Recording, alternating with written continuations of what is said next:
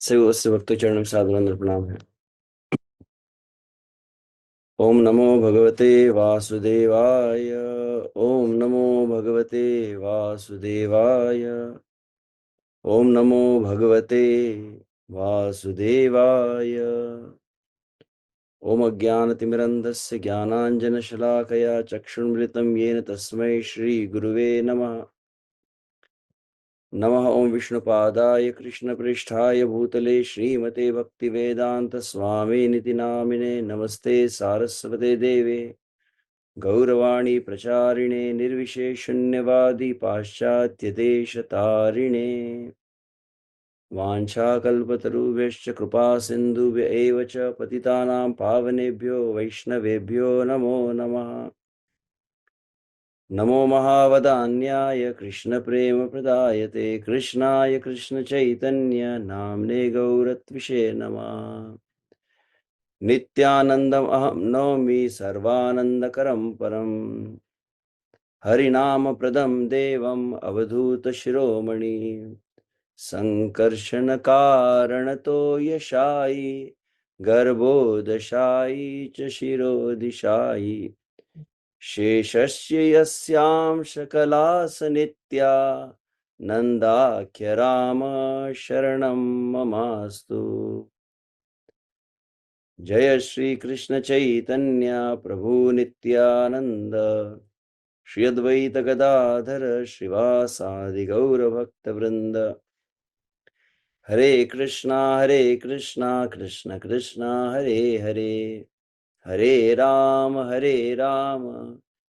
राम राम हरे हरे। असाधु साधुता नाति नीचो चतारक हा न मुंच कदाचिन्म प्रेमणा हृदकंठयो स्फुरः। हरे कृष्णा। तो बस समस्त भक्तों के चरणों में पुनः सादर प्रणाम।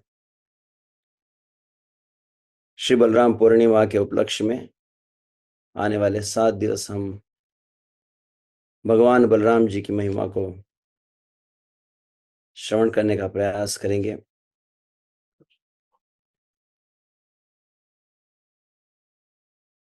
जिनके विषय में जब भी बलराम पूर्णिमा आती है श्रील प्रभुपाद की उक्ति को सदैव हम स्मरण करते ही है। श्रील प्रभुपाद की प्रसिद्ध उक्ति नायम आत्मा बलहीनेन लभ्य, कि जो बलहीन है, जो बलराम जी की कृपा से हीन है, वह जीव श्री कृष्ण को प्राप्त नहीं कर सकता। एक भावार्थ यह भी है उसका। तो वे बलराम जी जिस प्रकार से भगवान श्री कृष्ण भगवद गीता में कहते हैं निर्माण मोहाजित संग दोषा अध्यात्म नित्या विनिवृत्त कामा, क्या शब्द, एक विशेष शब्द वहां पर कहा गया है असंग शस्त्रेण दृढ़ेन छित्त्वा। या अन्य शब्द में और एक मुझे शब्द विस्मरण आ रहा है। श्रील प्रभुपाद जी की छोटी पुस्तकों को हम पढ़ते हैं।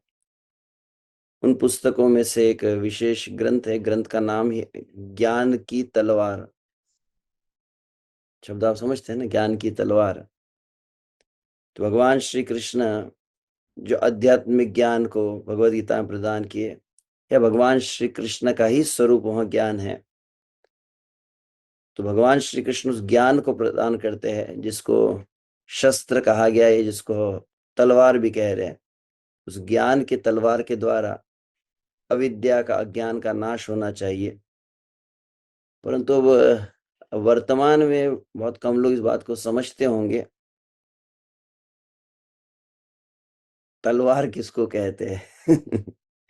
आजकल तलवार शस्त्र देखने में नहीं मिलता है। हमने सुना काफी पहले, कई जैसे महाराणा प्रताप, पृथ्वीराज चौहान, जहां तो मुझे स्मरण है, छत्रपति शिवाजी महाराज, अत्यंत बलशाली, जो कली काल में भी कुछ क्षत्रिय योद्धा हुए हैं। और वे जो अपने कवच और शस्त्रों को धारण करते थे बहुत भारी होते थे। जहां तो मुझे स्मरण, शायद महाराणा प्रताप जी की जो तलवार थी लगभग 100-150 किलो। ऐसा कुछ का वजन था। तो बात मैं ये कहना चाहता हूं कि ज्ञान की तलवार से अविद्या का नाश तो होता है, परंतु ज्ञान की तलवार को धारण करने का सामर्थ्य भी तो होना चाहिए। तो भगवान श्री कृष्ण ज्ञान प्रदान कर, परंतु उस ज्ञान को धारण करने के लिए, उस ज्ञान को ग्रहण करने के लिए, भगवत भजन को हृदय में धारण करने के लिए, भगवत भजन के लिए हृदय की भूमि को उपजाऊ करने के लिए सबसे पहले क्या आवश्यक है? बलराम जी की कृपा आवश्यक है। भगवान श्री कृष्ण वेणु वादन करते हैं तो बलराम जी हल को धारण करते हैं। श्री कृष्ण वेणु के द्वारा माधुर्य को प्रकाशित करते हैं, परंतु माधुर्य का अधिकार के लिए हमारे हृदय को उपजाऊ कौन करते हैं? तो बलराम जी अपने हल के द्वारा। तो हल मतलब जो भूमि को उपजाऊ करता है। तो भक्ति लता को भी हृदय में आरोपित करने के लिए, हृदय को भगवत भजन के अनुकूल बनाने के लिए प्रथम जो प्रवेश है भगवत भजन में, वो बलराम जी की कृपा से ही प्राप्त होता है। तो उनकी तो महिमा, बलराम जी का तत्व, बलराम जी की लीलाएं भी है। अच्छा हो कि हम श्री गुरु महाराज जी के मुख से ही इसे श्रवण करें, परंतु गुरु महाराज की आज्ञा से ही हम उसको शिरोधार्य करते हुए कुछ सत्र प्रयास करेंगे, कुछ मैं को फिर गुरु महाराज मुख्य रूप से कहेंगे। तो हम कुछ अन्य सेवाओं में भी अभी यहाँ पर है अभी, तो उस कारण से बहुत अधिक अभी जनरली कुछ लोग कहते कि अब मेरा नाम आया तो कहते कुछ ना कुछ पावर पॉइंट प्रेजेंटेशन है, परंतु आज ऐसे प्रेजेंटेशन की तैयारी तो नहीं थी। तो जो कुछ थोड़ा प्रयास यही रहता है कि वाणी की शुद्धि, जिस प्रकार से चाणक्य कहते हैं, वाणी की शुद्धि होती है जब वाणी को शास्त्र के आधार पर ही कहा जाए, और शास्त्र से विलग होकर जब शब्द कहने लगे तो वाणी अपवित्र होने लगती है।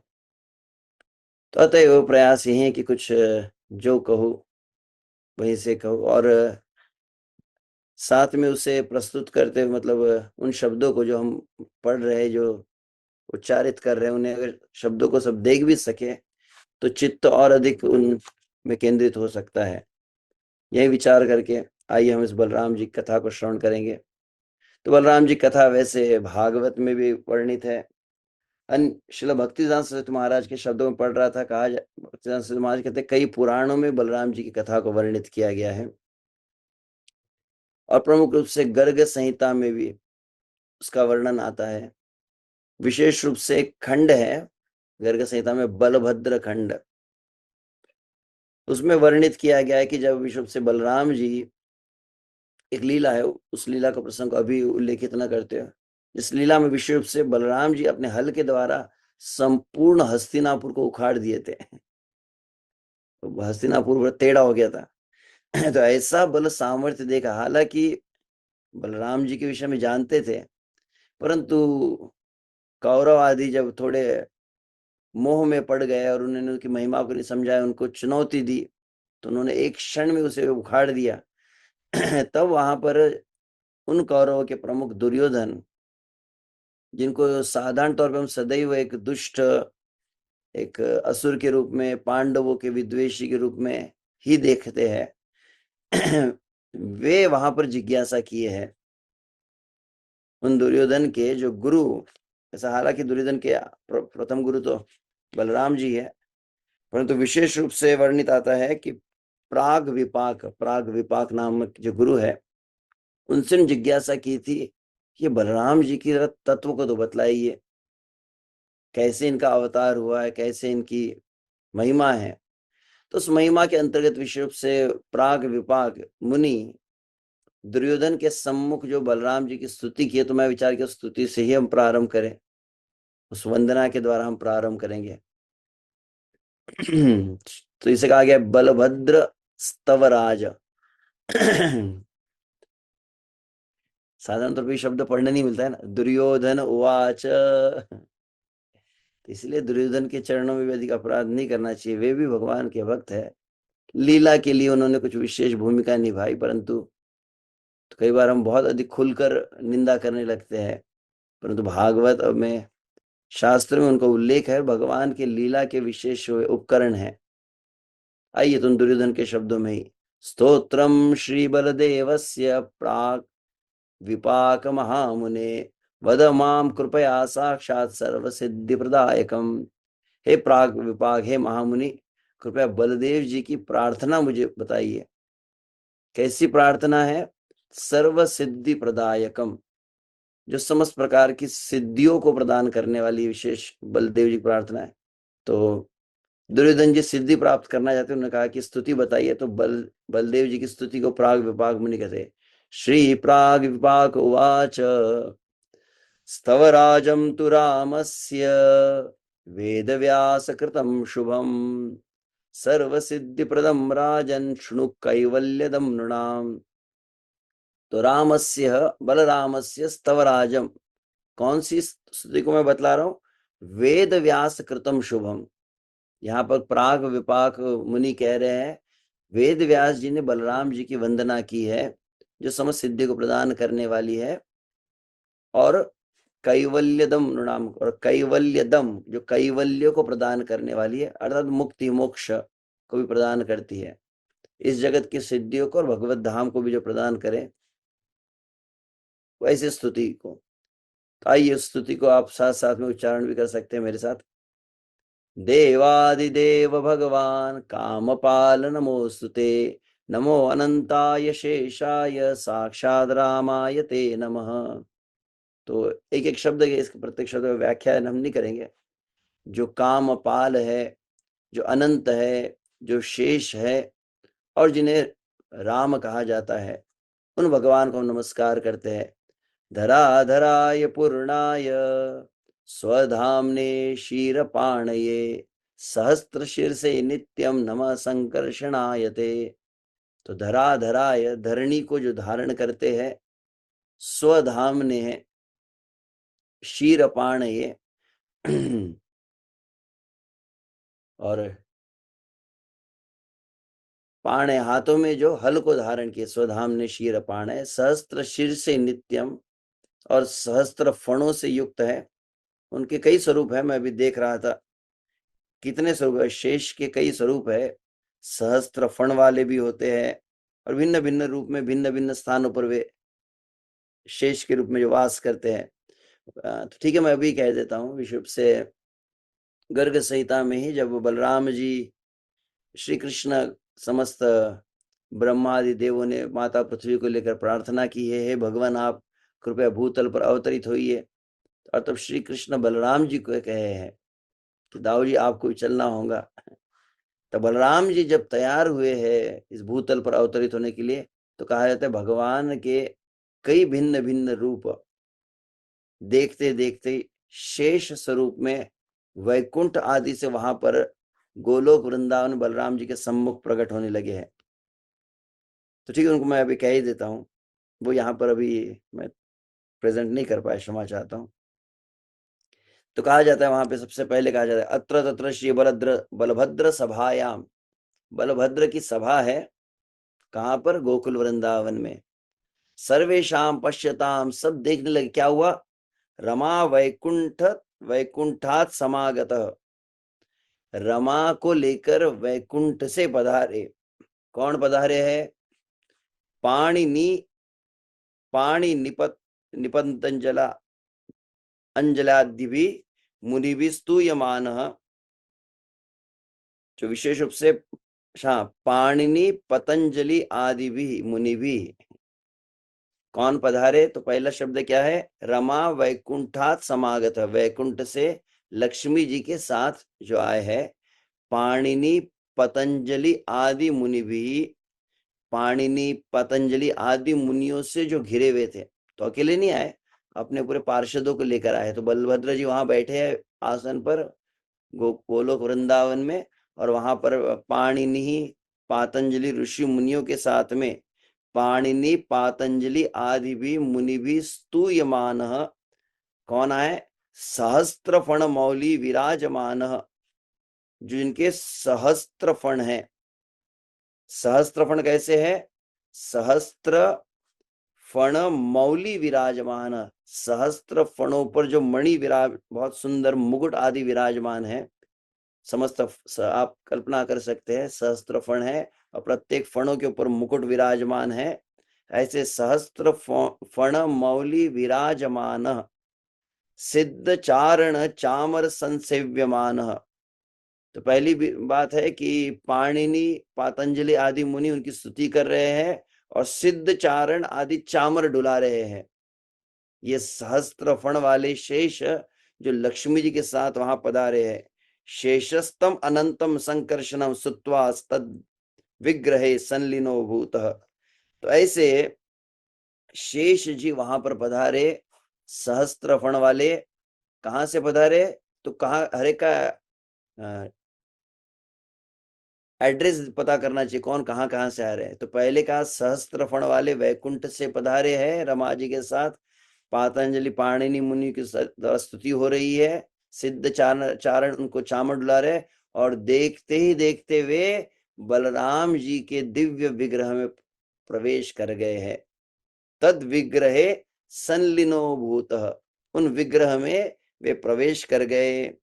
अब कौन आया? अथ अजित वैकुंठ, नंबर 2।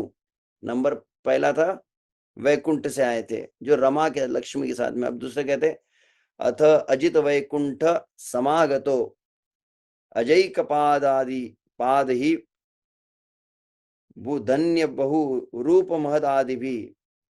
तो अजित वैकुंठ है, अजित वैकुंठ से पुनः दूसरे शेष जी पधारे हैं। वे कैसे है? तो उनका रूप बताया गया है। अजय कपाद अहिर्बुधन्य बहुरूप महद आदि रूपों से घिरे हुए हैं। तो अलग अलग जो उनके परिकर है, तो रुद्र है, बहुरूप है, अहिर्बुधन्य है, इन सभी से घिरे हुए हैं। और घोरई प्रेत विनायक संवेष्टित, भयंकर प्रेत आदि ने इनको घेर के रखा है। पता नहीं प्रेत कैसे गोलोक वृंदावन पहुंच गए। बलराम जी शेष का अगर आप पकड़ के रखेंगे तो प्रेत भी वहां पहुंच जाते हैं। तो घोरई प्रेत विनायक संवेष्टित शेष सहस्त्र वदन समागत्य, पुनः ये भी सहस्त्र वदन वाले दूसरे शेष है। और वह सभायाम अनंतम स्तुत्वा तस्मिन संलीनो भूत, तो वे भी स्तुति करते हुए पधारे और वे बलराम जी प्रवेश कर गए। हरि बोल। अब कौन आए? नंबर 3, अथ श्वेत द्वीप। तो पहले ध्यान रखना, पहला वैकुंठ था, दूसरा था अजित वैकुंठ, तीसरा श्वेत द्वीप। श्वेत द्वीप जानते हैं ना, इस भौतिक जगत में, इस ब्रह्मांड के अंतर्गत भगवान का हेड ऑफिस होता है। जो वैकुंठ ही है तो एक श्वेत द्वीप होता है। तो वहां से अतः श्वेत द्वीप समागत कुमुद कुमुदाक्षादि भी पार्षदई प्रवरई, तो कुमुद कुमुदाक्ष आदि पार्षदों से घिरे हुए है। यह श्वेत द्वीप से पधारे हैं। संसेव्यमान, तो कुमुद कुमुदाक्ष आदि इनकी सेवा कर रहे।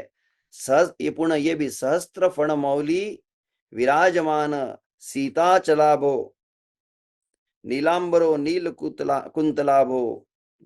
तो ये जो है ये भी 1000 फणों वाले हैं और उनको भी हजारों फणों पर बहुत सुंदर मणियों का मुकुट सुशोभित है। और सीता चलाभो, तो इन्होंने नीलांबर धारी है, तो नील वस्त्र धारण किए है। हम जनरली और शेष रूप देखें तो हमको लगता है नीचे से पूंछ वाले से नाग होंगे। तो हम विचार करेंगे नाग को फिर कैसे धोती पहनाते होंगे। तो यहाँ पर कह रहे हैं कि उनका मतलब भगवान का दिव्य श्री विग्रह है। और सीता चलाभो नीलांबरो, सीता चलाभ मतलब श्वेत उनका वर्ण है। तो बहुत ऐसे श्वेत, सीता, सीत मतलब सीता से श्वेत वर्ण कहते हो। तो सीता अचलाभो मतलब श्वेत पर्वत, मान लीजिए एकदम हिमालय पर्वत है ना, ऐसे बलराम शेष जी का स्वरूप है। एकदम हिम वर्ण है उनका, पर्वताकार रूप है। और उन्होंने नील वस्त्र को धारण किया है। नील कुंतलाभ हो, और नील कुंतल की कांति से वे और अधिक मंडित हो रहे हैं। सर्वेशाम पश्यताम अनंत विग्रहे सोपि संलीनो भूत, वे भी बलराम जी के स्वरूप में प्रवेश किए। हरि बोल। तो इस तरह से तो पहला रमा वैकुंठ, अजित वैकुंठ, श्वेत दीप, और फिर इलावृत वर्ष श्रीमद् भागवत के पंचम स्कंद में जिसका वर्णन किया गया है। अथ तद एव इलावृत खंड समागत स्त्री गणार्बुद सहस्त्रई भवानी नाथई। अब शिव पार्वती से घिरे हुए जो है, तो शिव जी है और अर्बुद सहस्त्रई भवानी नाथई, स्त्री गण अर्बुद सहस्त्रई। शिवजी पार्वती और शिवजी पार्वती के साथ में पार्वती की अर्बुद दासिया होती है, अर्बुदासिया है। तो अर्बुदासिया है, पार्वती जी है, शिव जी है, और इनसे घिरे हुए कौन है? जो इलावृत वर्ष में वास करते हैं, वे है सहस्त्र वदन मौली मंडल मंडित प्रस्फुर किरीट कटका कटक अंगद। तो ये बहुत सुंदर किरीट कुंडल आदि बाजूबंद को धारण किए हुए है और सहस्त्र शीर्ष है। ऐसे भगवान इलावृत वर्ष से पधारे, कहाँ प्रवेश कर गए? बलराम जी के श्री विग्रह में प्रवेश कर गए। तो पूरा ऊपर से है, रमा वैकुंठ, अजित वैकुंठ, श्वेत दीप, इलावृत वर्ष, और अब नीचे भी तो आना पड़ेगा ना, पाताल में। तो पाताल में जिनके विषय हम सुनते हैं ना, जो धरणी को धारण करते हैं। अथ पातालस्य अधस्तात् द्वात्रिंशद योजन सह, तो 32,000 योजन नीचे पाताल से, पाताल है जो, और पाताल से 32,000 योजन नीचे कहा गया है, वहां पर शेष जी रहते हैं। और वे शेष जी कैसे हैं? वे भी सहस्त्र वदन है, साक्षात सहस्त्र वदन किरीट मार्तंड मंडल मंडित वेद व्यास पराशर सनक सनंदन सनातन सनत कुमार नारद सांख्यायन पुलस्य बृहस्पति मैत्रेयादि भी महर्षि भी। अब इनका तो बहुत बड़ा पार्षद गण है भाई, इनके डिसाइपल्स थोड़े ज्यादा है। तो इलावृत वर्ष में शिव जी है, और यहाँ पर कौन कौन है इनके डिसाइपल्स? ये जो, तो अनंत शेष के कई रूप हो गए। तो ये शेष जी जो है, ये फाउंडेशन, इसीलिए कोई मंदिर के फाउंडेशन में कौन होता है? बोले अनंत शेष की फाउंडेशन है ये फाउंडेशनल अनंत शेष है। तो इनकी क्या विशेषता है? बोले अनंत सूर्य के समान इनकी मुकुट का प्रकाश निकल रहा है। तो वेद व्यास पराशर और सनक सनंदन सनातन सनत कुमार, तो चतुष्कुमार व्यास पराशर जो है, नारद मुनि है, सांख्यायन है, पुलत्स्य है, बृहस्पति है, मैत्री है, ये जितने महर्षि है सबके सब इनके डिसाइपल्स हैं। इसलिए आदि गुरु सब सप्तर्षि वगैरह भी यहीं आ जाते हैं। तो इन सभी को, और फिर साथ में इनके फिर सर्प लोग भी है, इनकी बड़ी कंपनी है। तो कौन कौन है? तो वासुकी, महाशंक, श्वेत धनंजय, धृतराष्ट्र, कोक, काली, तक्षक, कंबल, अश्वतर, देवदत्तादि, ऐसे कई नाग है, और ये चामर डुला रहे हैं। तो कालिया प्रभु जी भी आ गए यहाँ पर, और वासुकी भी है। तो ये सभी वहां पर उनको चामर डुला रहे हैं, और बाकी ऋषि मुनि जो है वे मिलकर उनको घेरे हुए है। और बहुत सुंदर नाग कन्याएं हैं इनकी सेवा में उपस्थित, जो कस्तूरी, अगुरु, केसर, चंदन, ये बहुत सुंदर सुगंधित, किनको? नाग कन्याओं के देह पर ये सुगंध आ रही है। और ऐसी अनंत नाग कन्याएं उन भगवान जो पाताल में वास करने वाले शेष है, उनकी सेवा में विराजमान है। और उन शेष की स्तुति कौन गा रहे हैं? तो कहते सिद्ध गंधर्व विद्याधर गणैर उपगीयमान। तो सिद्ध विद्या गंधा विद्याधर है, गंधर्व है, उनकी कीर्तन कर रहे हैं उन शेष की। और फिर उनको भी, और भी दैत्य है, दैत्य भी उनके पीछे पीछे आए, त्रिपुर बल काल के, कली, कली कौन सा? कली, कलयुग वाला कली है क्या? तो कली भी इनके सेवक है। तो ये सभी पीछे पीछे आए हैं। और कौन है? तो रुद्र एकादश व्यूहई नाभिका कामधेनु वरुणई, तो 11 रुद्र है, कस्तूरी मृग है, कामधेनु है, वरुण है, ये सभी के सभी उनके पीछे भी चल रहे हैं। बहुत बड़ा कितना ग्रुप को लेकर आइए। और फिर इनके साथ में स्तुति गान हो रहा है, तो कुछ इंस्ट्रूमेंट्स भी तो होने चाहिए। तो वहां पर कहते वीणा वेणु मृदंग ताल दुंदुभि ध्वनि शब्दायमान, फणिंद्रो नागेंद्र इव तूर्ण गतिर विराजते। तो यह जो वीणा वेणु मृदंग ताल है, दुंदुबिया है, इसकी वादन हो रहा है, और इसके बीच में घिरे हुए फणिधर, तो फणिंद्र कहा गया इन्हें। तो फणिंद्र नागेंद्र ऐसे जो भगवान है वहां पर पधारे। और इनकी विशेषता है यस्यै एक फणे। अब यहाँ पर शब्द आप ध्यान से देखिए क्या करें, यस्यै एक फणे च इदम शीति मंडलम सिद्धार्थ इव लक्ष्यते, जिनके एक फण मात्र पे भूमंडल विराजमान होता है, ऐसे वे भगवान। तो ऐसे शेष जीवी महाअनंत, जिनको महाअनंत कहा गया है, ये महाअनंत भी भगवान बलराम जी के विग्रह में प्रवेश कर गए। हरि बोल। तो मैं इसी शब्द पर देख रहा था, तो इनका नाम यहाँ पर कहा गया है, धराधराय पूर्णाय सुधाम्ने शीर पाणय सस्त शिर से नित्यम नम संकर्षणाय। तो उस लीला को हम बलराम जी की प्रकट लीला को पुनः बाद में कहेंगे। तो इस तरह से यहाँ पर वर्णित किया गया है। आइए स्तुति को तो पूर्ण कर लेते हैं आज। रेवती रमण त्वं वै बलदेवाच्युताग्रज हलायुध प्रलंबग्न पाहि मां पुरुषोत्तम। रेवती रमण भगवान की जय। हमारे रेवती रमण प्रभु जी पंडरपुर में विराजमान है। रेवती रमण भगवान, तो जो रेवती के साथ रमण करते हैं, बलदेव अच्युत अग्रज, जिनका नाम बलदेव भी है। ये लिस्ट पद्माली प्रभु काम आ सकती है। शुभ से दीक्षा के समय गुरु महाराज जब नए नए नाम ढूंढते हैं, तो यहाँ पर वैसे बलराम सहस्त्र नाम भी है आगे, उतना पूरा नहीं पढ़ूंगा मैं, केवल ये कुछ नामों को ही 10 श्लोकों में जो कहे उनको पढ़ के आज विराम देंगे।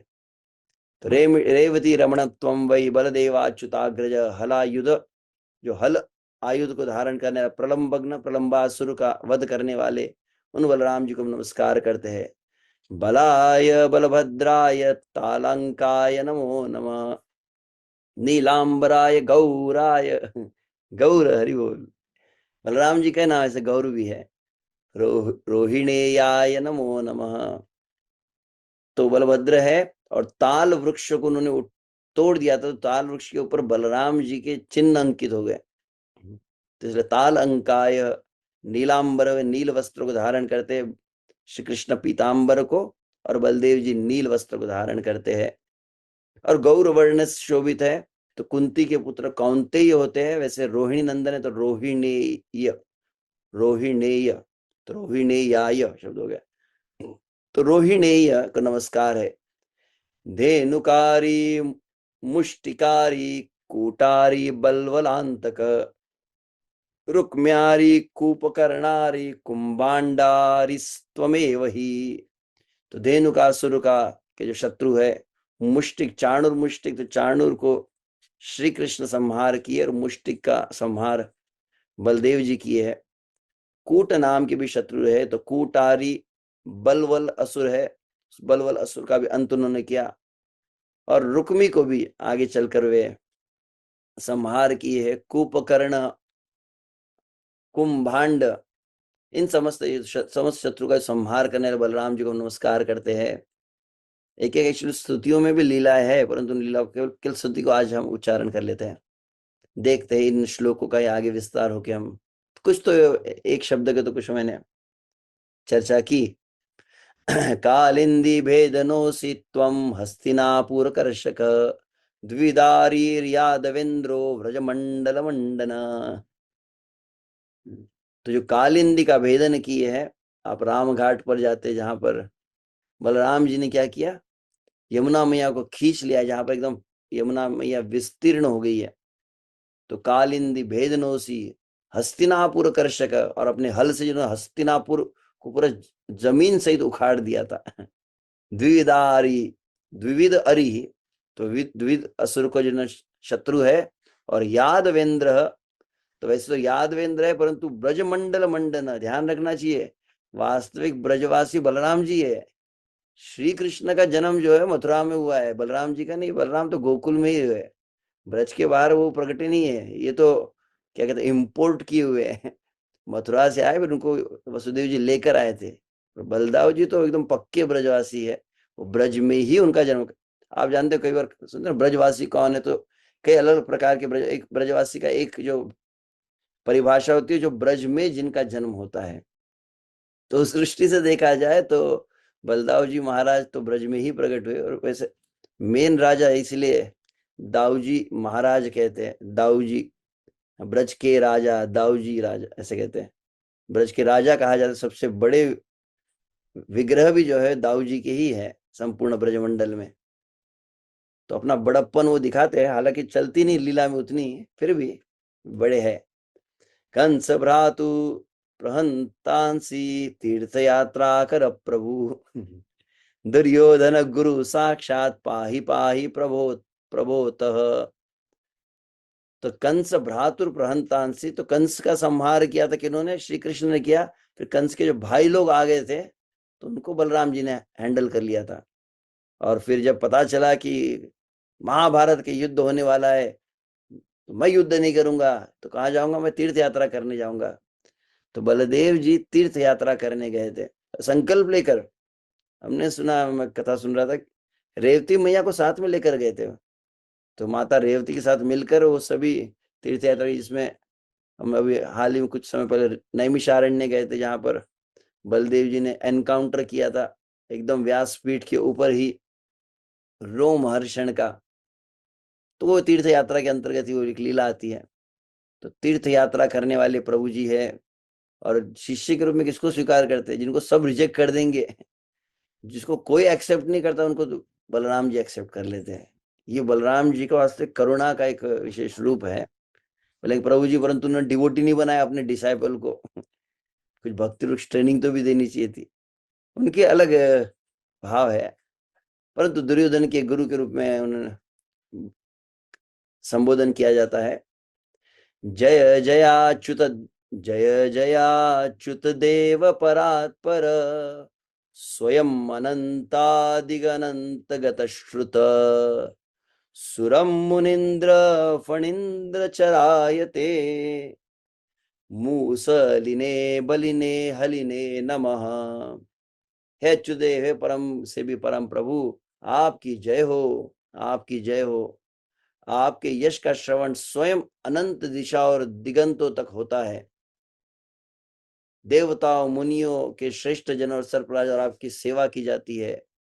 हे शक्तिशाली प्रभु, मूसली ने मूसल धारण करने वाले, बलि ने बलशाली, हलि ने हल धारण करने वाले। तो दोनों चीज धारण करते हैं, मूसल भी धारण करते हैं और हल को भी धारण करते हैं। ऐसे बलराम जी को हम नमस्कार है। यह पठेत् सततम, यह पठेत् सततम स्तवनम नर, सतु हरे परमं पदमाव्रजेत्, जगति सर्वबलं तु तस्य भवेत्, हरिमर्दनं भवति तस्य धनं स्वजनं धनम। जो मनुष्य इस स्तवन का निरंतर पाठ करता है, वह भगवान हरि के परम धाम को प्राप्त करता है। इस संसार में उसे समस्त प्रकार के बल प्राप्त होते हैं। वह अपने शत्रु का दमन करने में समर्थ होता है। अरिर्मर्दनम भवति कहा गया। और तस्य धनम स्वजनम धनम, और उसे महान धन संपत्ति और समृद्धि परिवार को प्राप्ति होती है। श्री बलदाऊ जी महाराज की जय। तो आज यहीं पे विराम देंगे। वैसे मैं ये स्तुति केवल मंगलाचरण में कह के आगे बढ़ने वाला था। तो आगे हम कुछ विशुद्ध से श्रील कृष्णदास कविराज गोस्वामी और श्री वृंदावन दास ठाकुर कुछ बलराम तत्व के विषय में कहे हैं, बलराम जी की महिमा को कहे। तो इस स्तुति से हम इस बलराम कथा के मंगलाचरण से बलराम जी के चरणों में वंदना करते हैं कि वे हम पर कृपा करें, उनकी महिमा को, उनके तत्व को, उनके भाव को, उनकी लीलाओं को उनकी कृपा के द्वारा ही हम समझ सकते हैं। तो उनके चरणों में वंदना करते आज हम यहाँ पर विराम देंगे। और आने वाले कुछ दिनों में जैसे गुरु महाराज की आशीर्वाद से भक्तों की प्रसन्नता के लिए कुछ विषय को हम श्रवण करेंगे। श्री बलराम भगवान की, श्री कृष्ण बलराम की, अनंत कोटि वैष्णव वृंद की, जगत गुरु श्रील प्रभुपाद की जय। श्री बलराम पूर्णिमा की जय। हिताय गौर प्रेमानंदे हरि हरि बोल। बहुत बहुत धन्यवाद प्रभु जी। इसके सुंदर प्रारंभ के लिए। आपने देखा होगा क्यों श्रीमान अनंत शेष प्रभु के लिए गुरु महाराज भी कहते हैं। और बिल्कुल मैं सोच रहा था प्रभु जी, क्योंकि कल रात तक प्रभु जी से बात हो रही थी। आप सभी की जानकारी के लिए श्रीमान अनंत शेष प्रभु पर श्री बलराम जी की विशेष कृपा है। पहले तो उन्होंने अपना स्वयं निज नाम ही दिया, डायरेक्ट नेम जिसे कहते हैं। प्रभु जी आज एक थोड़ा सा संकेत किए दीक्षा के समय नाम की सेवा वगैरह करते हैं, जब गुरु महाराज कहते हैं name should be direct name, तो गुरु महाराज को डायरेक्ट नेम्स बहुत पसंद है। तो बलराम जी की एक कृपा तो है प्रभु जी पर कि अपना डायरेक्ट नेम दिए, और फिर दूसरी कृपा है कि गुरु के चरणों में प्रभु जी की ऐसी आसक्ति अनुरक्ति है कि अपने नाम को सार्थक भी किए। एक प्रकार से जब अनुशेष प्रभु कथा गाते हैं तो वास्तव में लगता है कि एक मुख से नहीं आ रहा, इतना कुछ मटेरियल आता है, इतना कुछ बोलते हैं प्रभु जी कि दो कानों से तो धारण करना संभव नहीं रहता है। और एक बहुत ही शुभ समाचार आप सभी को देना है। मुझे लगा था प्रभु जी कहेंगे, लेकिन प्रभु जी के अध्यक्षता में इस्कॉन अमरावती में कल ही उसका ऑफिशियल लैंड रजिस्ट्रेशन हुआ है, जहाँ की भूमि इस्कॉन के नाम पर हो चुकी है अब।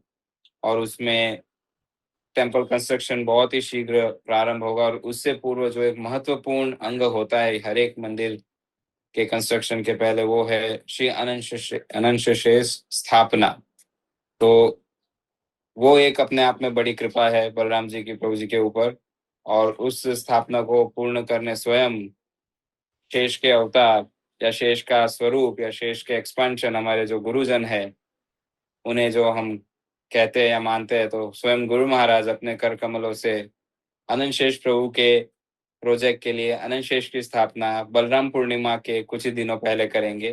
तो ये अपने आप में सीधी सीधी ये किसी को भी समझ आने वाली बात है कि किस प्रकार से श्री बलराम जी की कृपा अनंत शेष प्रभु पर हो रही है और हम सभी के ऊपर उनके माध्यम से हो रही है। और आज का ये जो प्रभु जी ने टॉपिक लिया, प्रभु जी इतने व्यस्त है आप समझ नहीं सकते। कल उनका इतना बड़ा परसों प्रोग्राम है एकादशी के दिन, और कल रात्रि तक प्रभु जी नागपुर में गुरु महाराज जी ने बुलाया था, तो उनकी सेवा के लिए कुछ मीटिंग्स डिस्कशन के लिए थे। आज उन्हें अमरावती जाना था, लेकिन हमारे टॉक के लिए प्रभु जी रुक गए और अब तुरंत निकलेंगे और परसों जाके इतना बड़ा कार्यक्रम संपन्न करेंगे। और इस सिचुएशंस में प्रभु जी हमें टॉक्स डिलीवर कर रहे हैं, तो ये भी अपने आप में बलराम जी उन्हें बल दे रहे हैं ये सेवा करने भी। तो आइए हम सभी हमारे हृदय से महामंत्र का उच्चारण करके श्रीमान अनंत शेष प्रभु के चरणों में हमारे विशेष आभार और कृतज्ञता व्यक्त करते हैं। हरे कृष्णा कृष्ण कृष्ण हरे हरे, हरे राम राम राम हरे हरे। श्री बलराम पूर्णिमा महोत्सव की जय। श्री श्री कृष्ण बलराम की जय। श्री वृंदावन धाम की जय। श्रील प्रभुपाद की जय। परम पूज्य श्री लोकनाथ स्वामी गुरु महाराज की जय। श्रीमान अनंत शेष प्रभु की जय। वांछा कल्पतरुभ्यश्च कृपा सिंधुभ्य एव च पतितानां पावनेभ्यो वैष्णवेभ्यो नमो नमः। अनंत कोटि वैष्णव वृंद की जय।